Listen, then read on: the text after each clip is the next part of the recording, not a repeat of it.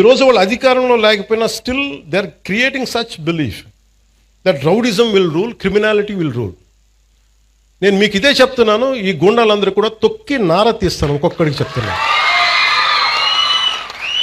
ఎందుకంటే నేను చాలా కాలం సహనం పెట్టాను, 2 సంవత్సరాలు మీ గురించి ఎప్పుడు మాట్లాడాల.